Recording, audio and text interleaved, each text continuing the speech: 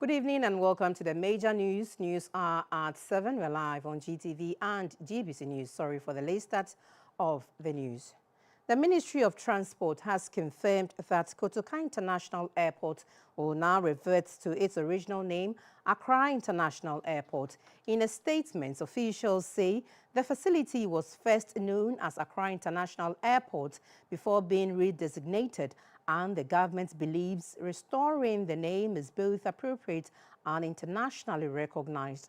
Importantly, the change will not affect airport operations, safety standards, or international travel. The airport code ACC remains unchanged in International Civil Aviation Organization records. Implementation will include updates to signage, statutory instruments, aviation publications, and digital platforms. Authorities are calling on the public, stakeholders, and international partners to cooperate for a smooth transition. The ministry has expressed appreciation for the continued support of all stakeholders as Ghana's premier airport returns to its historic name.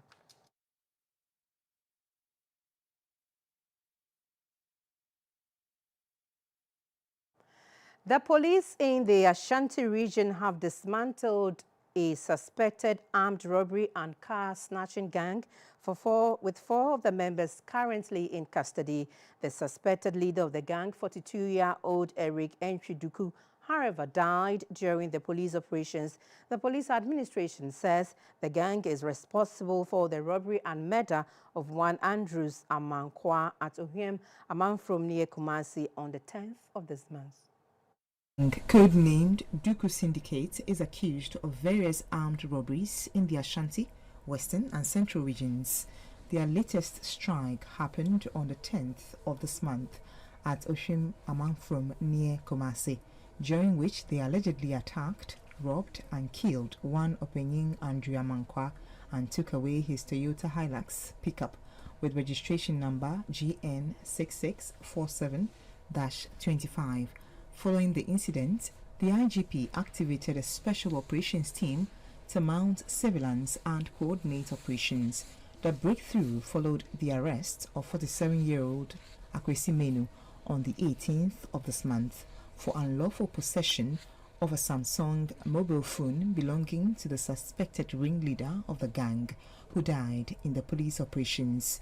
A suspected member of the gang, Bashir Tanko, otherwise known as TK, was also arrested following the day at a hideout at Atonsu in the Asokwa municipality, while Kojo Amponsa Elias Kamakazi, aged 35, was apprehended yesterday, Sunday 22nd February, in the Ejisu municipality. According to the Ashanti Regional Police Commander, DCOP Osei Koto, Kamakazi's arrest led to the retrieval of various items believed to be booty from their robberies. The suspect further confessed to the following vehicle thefts. On 25th January 2026, at Anglo Gold, Takwa, they snatched Toyota Hilux registration number VD8080-25. On 9th February 2026, at Bobobo, Takwa, Toyota Hilux unregistered was also snatched. On 7th November 2025, at Achampion, Toyota Land Cruiser registration number AD102-25. On the 8th November 2025, at New Atuabo, Toyota Land Cruiser registration number GT2036-25.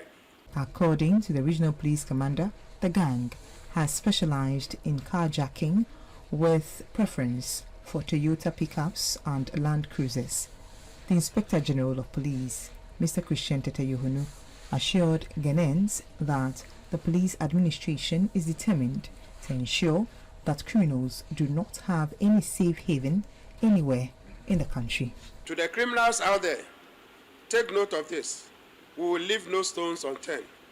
By every legal means possible, we will continue to come after you. We will pursue you, arrest you, and bring you to justice. That is a promise.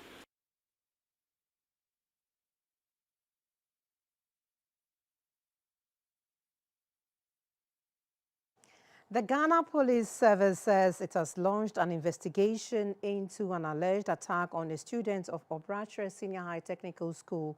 The incident reportedly involved students from the Swedru School of Business during this year's District Inter-Schools Athletics competition in Agona Swedru in the Central Region.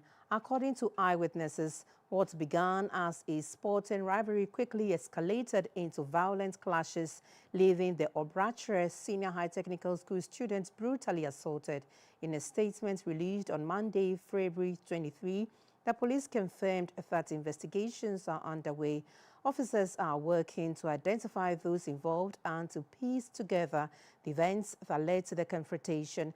The police have strongly condemned the actions of the students, stressing that violence at school events undermines the spirit of sportsmanship and poses a threat to public safety.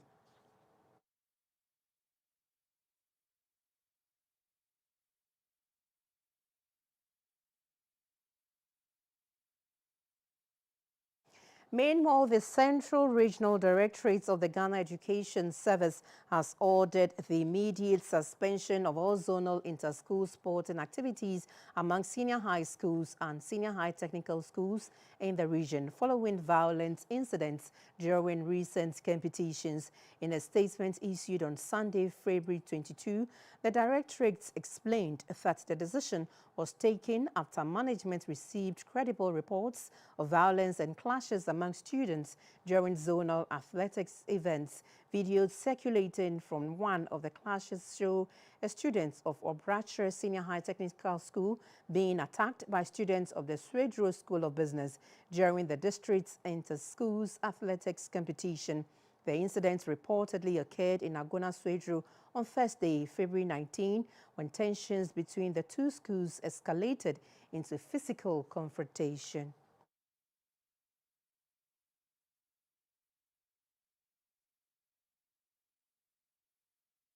Speaking earlier with GBC News, Mr. Obenefo Nana Kwesi Gentoa, a member of the National Schools Inspectorate Authority and Executive Director of the Ghana National Council of Private Schools, attributed the violence among second cycle students to the lack of effective disciplinary measures within the second cycle system. If you want to find out the root cause, the root cause has to do with the realization of the strictness and controllability of the students in the hands of what? The school administrators, whereby the school administrators have been out not to be able to control the learners and be focusing on teaching them. But you see, bringing a child is not only about impacting knowledge. It's also ensuring that the social correctness of the child is well-being, and also ensure that the child will come and fit into the society. And so when we subject teachers to a kind of a guideline policy that they are not supposed to, ensure and instill discipline measures among students, these are the results that we will see.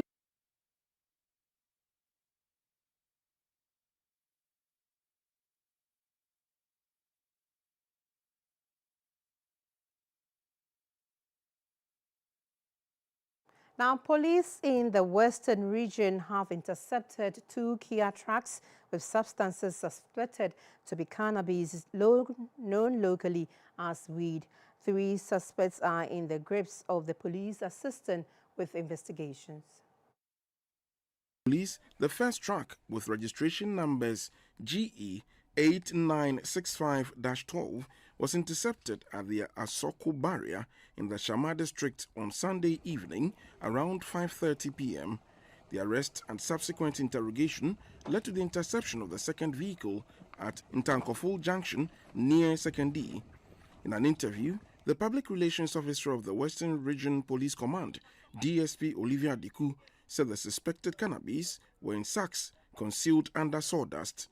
She said the occupants of the vehicles absconded, but the police managed to arrest one, 44-year-old Moses Kweku Teria. However, 2 persons Kwabena Forson, 55, and Isaac Kwame Konto, 44, later went to the police and tried to influence them with an amount of 69,000 Ghana cedis to secure the release of the arrested suspect, but they were also arrested and are in police custody for further investigations. We had about 152 big bales of substances in it. Each bag contained about 82 pieces of compressed alleged Indian hemp wrapped in yellow wrappers. The Upper West Regional Command of the Narcotics Control Commission has intercepted 2 Rhino Kia trucks carrying unapproved substances at Kelio in the Nadoli district of the Upper West region. In a statement posted on Facebook on Monday, February 23, NACOC revealed that the consignments, which were bound for Burkina Faso, included 58 cartons of foreign cigarettes, 182 cartons of unapproved pharmaceutical products, and 40 grams of sodium cyanide. The items were being transported in trucks with registration numbers GS569918 and GC1871111. According to the Commission, officers received intelligence on Sunday, February 1, 2026, about the vehicles transporting the suspected consignment. A subsequent search of the trucks confirmed that the goods were being moved without the required documentation for approval.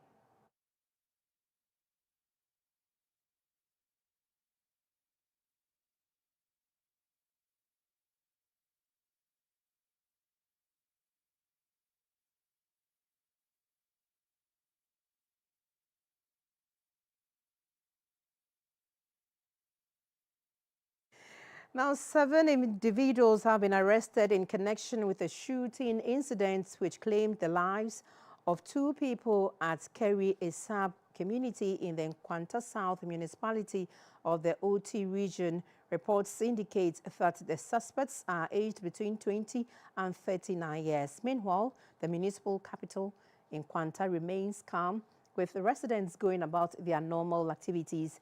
The violent shooting incident in the Nkwanta South municipality of the Uti region, which left 2 people dead and 1 injured, is believed to be connected to a long-standing land dispute between the 2 communities, both claiming ownership of the same farmland. The incident has heightened fears among residents, particularly as it comes just days after a peace march was held in the area to foster unity and ease tensions. Security personnel have since been deployed to restore calm, while investigations are ongoing. The bodies of the deceased have been taken to the morgue and the injured individuals receiving treatment at a nearby health facility.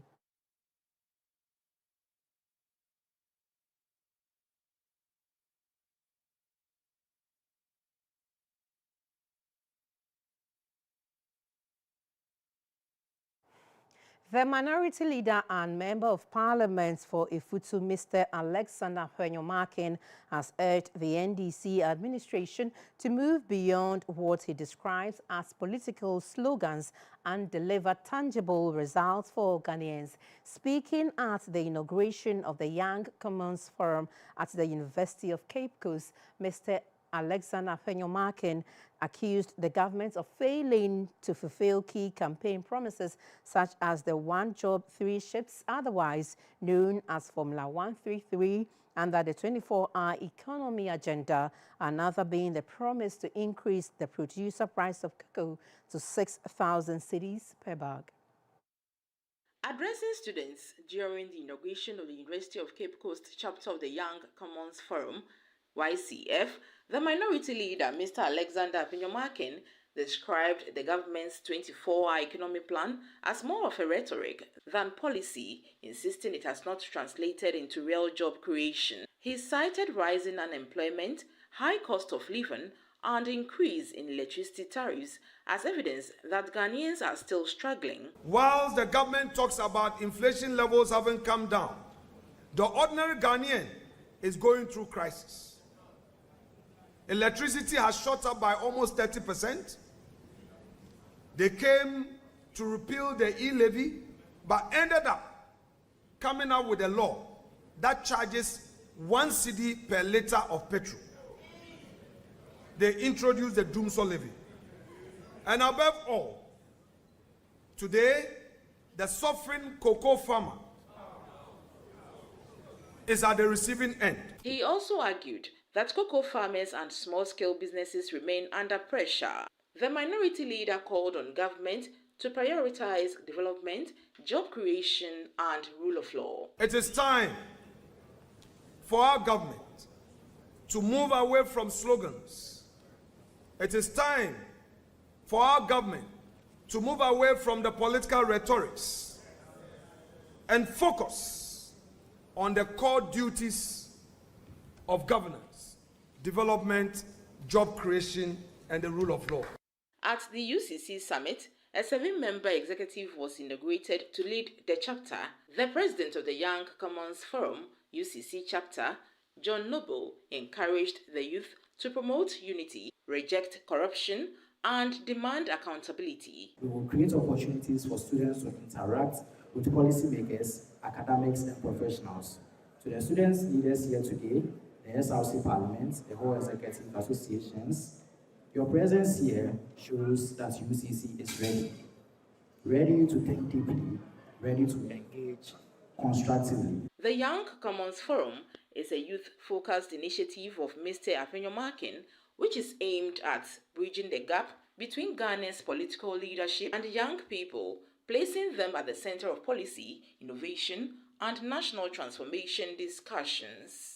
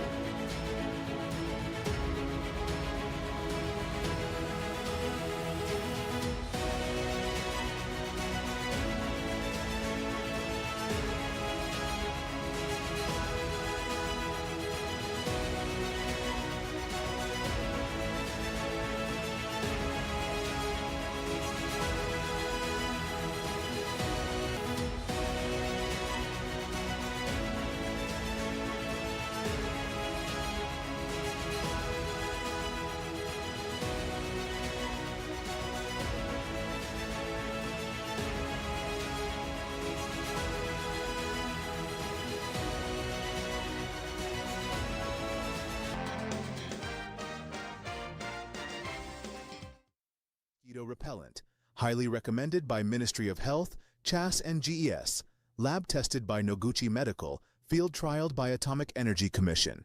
It has no chemical or side effects and is good for all ages and skin type. MedShea is available nationwide. Contact us on 0244892413. This advert is approved by FDA. Still, Misaka, and Namu was a summer brabo. Any kind of phone na swa brabo. Canino na anti sacro.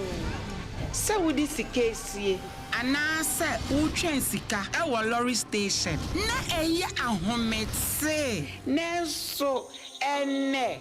Momonti. Misaka pensions, Caro. Misaka order Sika. Misaka insurance no.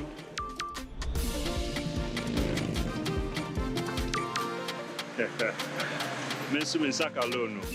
Momo fogo suri ye ejumaden. Di aboye nyina ye sika ho ban. Se MTN ana momo jumaye ni be frewa. Or the 0244 300,000 ene be frew. Na numpo orin bitsaw one-time password and now say pin code 80 wonso ye wa femu je na ma weni na ho na wonsa enka omo.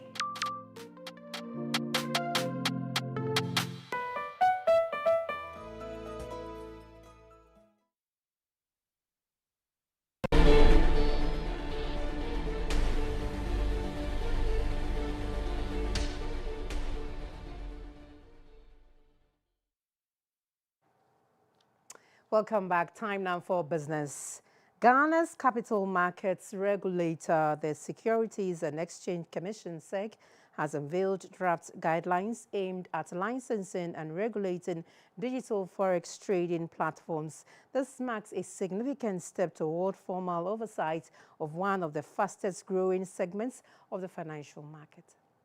Proposed digital forex trading guidelines presented to industry stakeholders in Accra are designed to inject transparency, investor protection, and regulatory certainty into the rapidly expanding space. The framework seeks to align Ghana's forex trading ecosystem with international best practices while safeguarding investors from fraudulent schemes. At a stakeholder engagement, Deputy Secretary General of the SEC, Mr. Mensa Thompson, stressed that the framework was developed through broad consultation rather than in isolation. He underscored the Commission's commitment to collaborative regulation, noting that sustainable oversight must reflect the realities of the market it seeks to govern. He further assured participants of continued coordination with the Bank of Ghana to ensure consistency and avoid regulatory overlaps. When the guidelines are issued also for the forest traders and what have you, this is your Bible. Please take those guidelines, read it diligently, because when you go foul of the law, absolutely no excuse. And we are not going to entertain any more practices, any fraudulent activities in this country. And once the guidelines are issued, you cannot engage in these activities unless you've been licensed. And so let's serve a warning to the online digital forex traders. You quickly have to take steps, come to the SEC, get a license, you can continue your business in peace. If you don't come and get a license, we shall close your shop, we shall arrest, we shall prosecute. In a technical presentation, a manager at SEC, Mr. Emmanuel Dakon, highlighted the accelerating digital transformation of financial services, pointing to the rising adoption and visibility of online forex trading platforms. He noted that the sector's growth makes regulatory clarity essential, not to stifle innovation, but to ensure operations are conducted within a transparent and accountable framework that protects market integrity. The move comes at a time when Ghana's macroeconomic indicators are showing signs of improvement, with declining inflation and easing interest rates helping to restore investor confidence. Market watchers say regulatory clarity in the digital forex space could further strengthen trust in the financial system. The engagement session provided stakeholders with an opportunity to scrutinize the draft and offer inputs before the guidelines are finalized. Industry participants say the development signals the SEC's readiness to formalize oversight of digital forex trading, positioning Ghana's capital market for a more structured and resilient digital future. The national chairman of the National Democratic Congress, NDC, Mr. Johnson Asiedu Nketia, has emphasized the need for Ghana to end the export of tree crops such as cashew, shea, coconuts, oil, palm, mango and rubber in the Arua State. Speaking at the Tree Crops Investments and Exhibition Summit in Accra, Mr. Asiedu Nketia advocated for a 50-60% local processing to add value and create jobs. Just ended summit by the Tree Crops Development Authority, TCDA, projected a growth blueprint for the 6 priority commodities: cashew, oil, palm, shea, coconut, rubber, and mango, with the expectation that each value chain could generate an average of $2 billion annually by 2030 for a combined contribution of $12 billion per year. Speaking at the summit, a former agriculture minister and chairman of the National Democratic Congress, Mr. Johnson Asiedu Nketia, highlighted the importance of strengthening the support base for farmers in the tree crop sector and also called for international investment into the tree crops sector value chain. Natural rubber and mango offer Ghana complementary strength. Rubber anchors long-term capital-intensive green industry, whilst mango drives inclusive, employment-rich agro-processing and food systems. If we align policy, investment, and partnership around these value chains, we will not only reset growth, we will reshape it. The Chief Executive of the Tree Crop Investment Authority, Dr. Andy Osei Okra, said the summit has been a success and its impact will boost growth in the tree crop sector. We have to put together the investment summit where we open it up. And again, we are looking at the local level. We don't need much. All that we need to increase production of these crops. And these crops are cashew, coconut, oil palm, rubber, mango, and share. To open it up, that people, if we have land, we can just produce them, get good seedlings, to plant them and to grow. The demand is high locally. I mean, those who are exporting, those who want to process there. He added that Ghana's tree crop sector is moving from mere potential to realistic growth. This, he said, will rake in revenue for economic development. Let's take a look at the performance of the local currency on the forex market.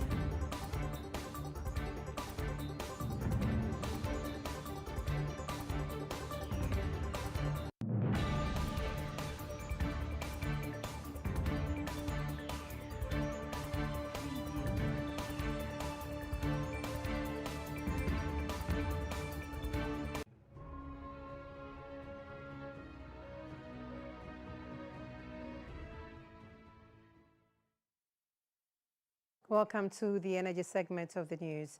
According to the African Center for Energy Policy, Ghana's energy sector remains structurally weak and overly reliant on public finances despite the absence of protest from independent power producers.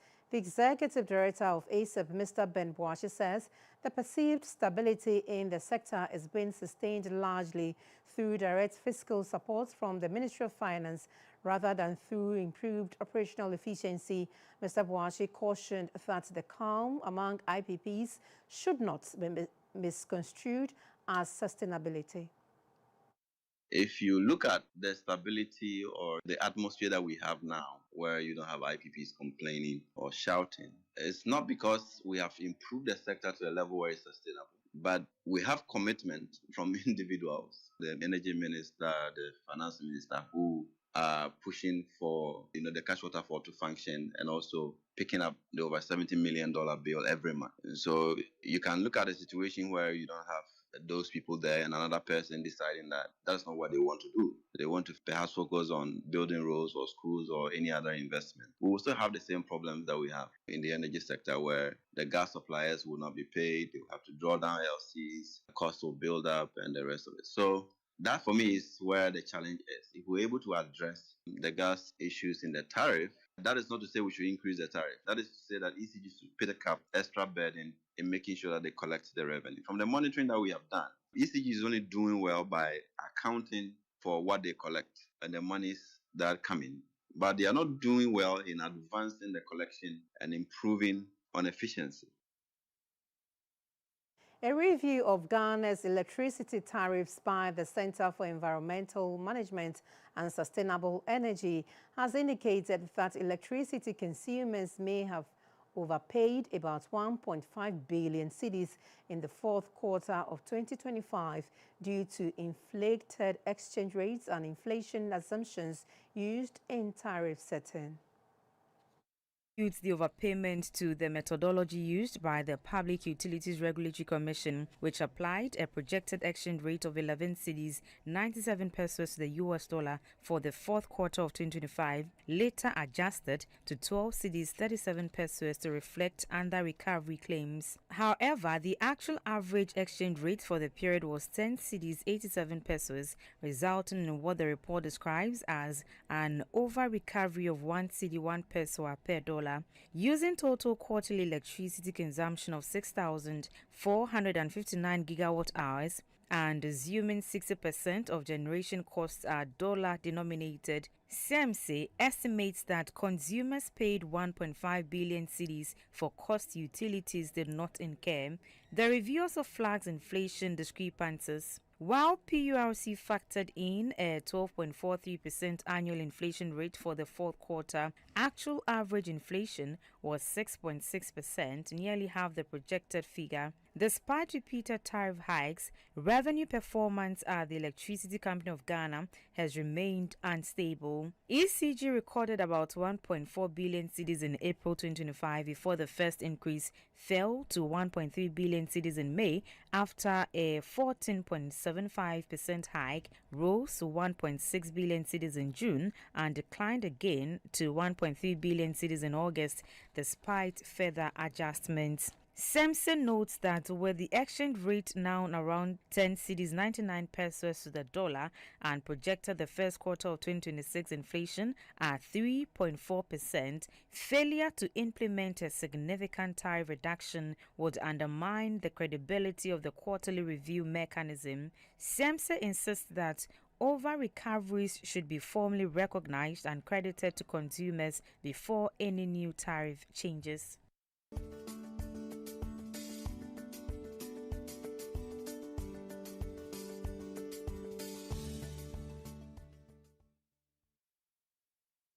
The health segment is brought to you by Trust Jehovah Herbal Center and Yamvita.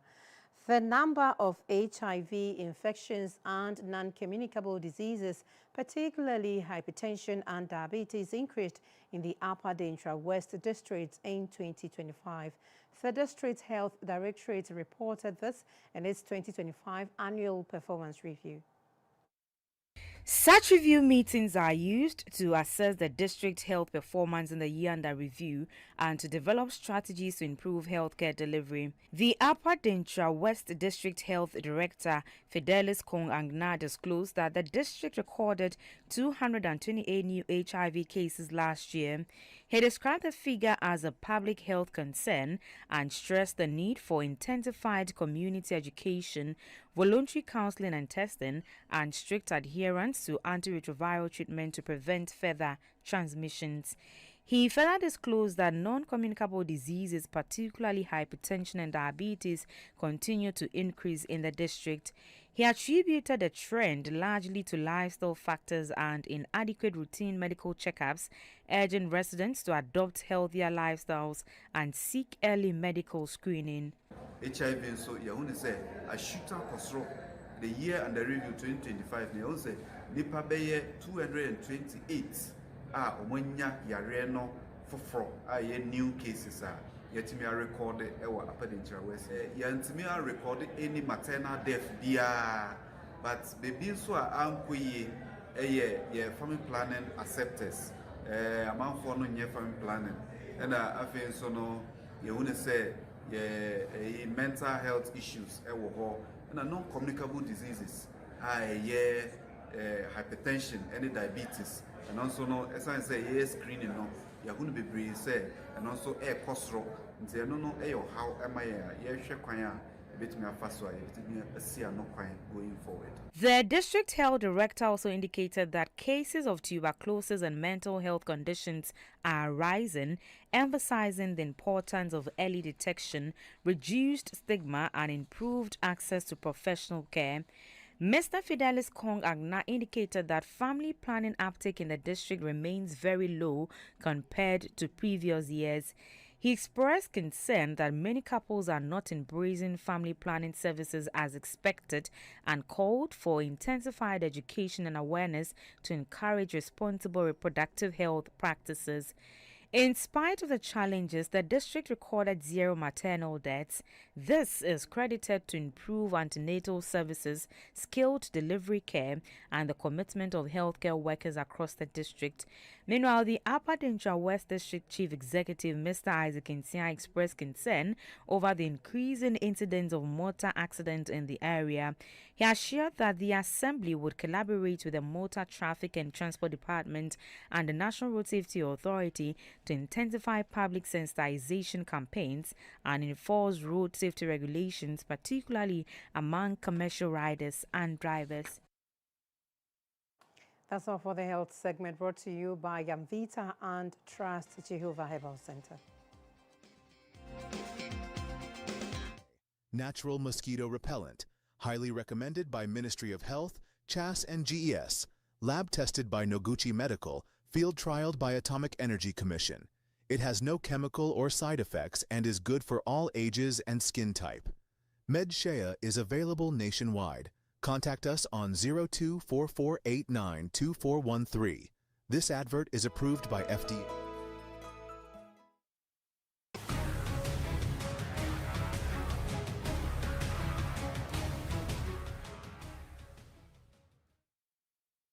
In other news, closed for more than 2 months, the border between the Democratic Republic of Congo and Burundi reopened today, February 23, ending a period of isolation and uncertainty for thousands of residents.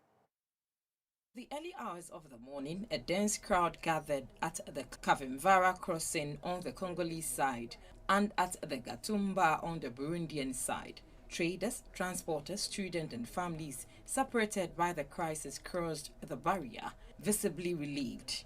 Motorcycles, taxis also resumed their rotations. Bicycles loaded with goods reappeared and cross-border trade, the economic lifeline of Uvira, restarted.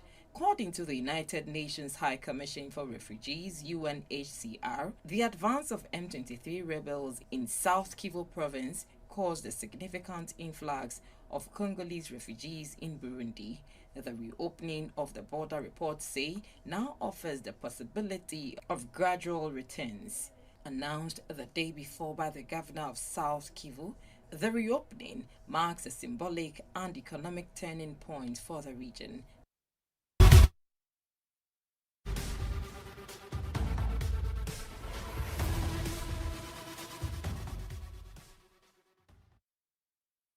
In sports, Ghana Immigration Services tennis sensation Cynthia Kwabi has once again stamped her authority on women's table tennis in the country, winning the 3rd edition of the 2026 GTTA Shiros Table Tennis Open. It is her 2nd in a row.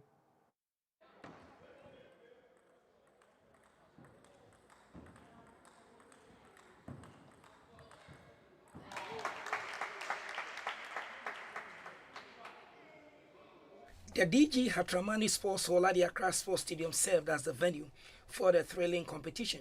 The competition brought together the nation's top female table tennis players. The Shiros Open is a specially designed event by the Ghana Table Tennis Association to keep players in peak condition ahead of the World Championship and the Commonwealth Games, whilst also expanding opportunities for more female players to break into the national team. After an exciting first edition won by Augustina Beidou of the Ghana Army, the spotlight shifted to Cynthia Kwabi, who rose to the challenge by winning the 2nd edition on Valentine's Day. She returned stronger and more determined, successfully defending her title in the 3rd edition. In the grappling final, Cynthia Kwabi faced young rising star Juanita Bote. The match kept fans on the edges of their seats, ending the 7-set contest 4-3 in favor of the experienced Kwabi. She's a very good player, and then started playing table tennis for a long time, so she really understands the game. But I tried my best, but luck was not by my side. When I was down by 3, I told myself I can do something. But then it was hard luck, but next time I'll try my best to win. I'm really preparing for the 2-4 championship because it's a very big tournament in Ghana here, and I'm going to train very hard to be the champion. Cynthia Kwabi expressed gratitude to the GTTA for sustaining the Shiros tournament. She said her focus is on maintaining her form and representing Ghana with pride at the upcoming international events. Seriously, I'm very excited. Winning for the second time, it means I'm learning a lot because I took Juanita Botier to China as a coach for a training tour. This shows that I didn't just go and watch. I went to learn something, and I also came back to Ghana as a player, not a coach, to train and use that tactical tactics.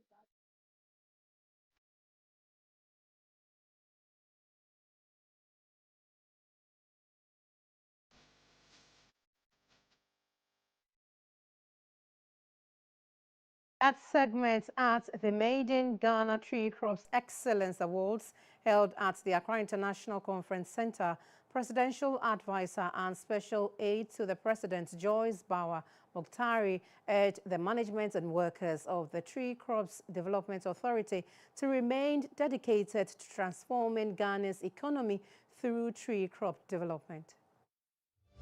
The Excellence Awards and Dinner Night brought together farmers, industry players and stakeholders representing the coconut, shea, mango, rubber, cashew and oil palm sectors.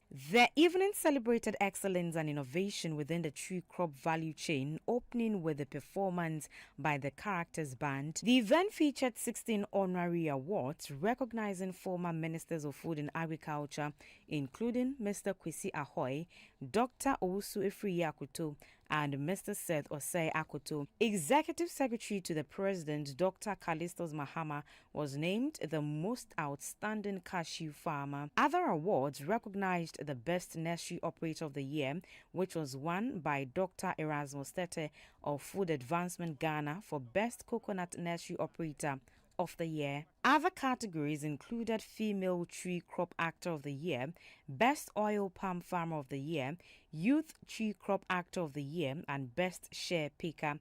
The Chief Executive Officer of the Tree Crops Development Authority, Dr. Andy Oselkra, expressed gratitude to the President and Otumfuo Assetutu for their support and leadership in promoting tree crop farming as one of the key solutions to unemployment in Ghana. The award scheme was established to promote excellence, encourage competitiveness, and inspire greater investment across the value chain, from production and processing to export development and sustainability. It is a way of setting standards and building culture of performance within the industry. Presidential Advisor Joyce Bawa Mukhtari acknowledged the authority's early progress, expressing hope that many Ghanaians, especially young people, would benefit if the initiative is sustained. Into a diversification tree crop project, one that will create jobs, improve markets, add on to value addition, and in his own words, this revised policy intervention was bound to create.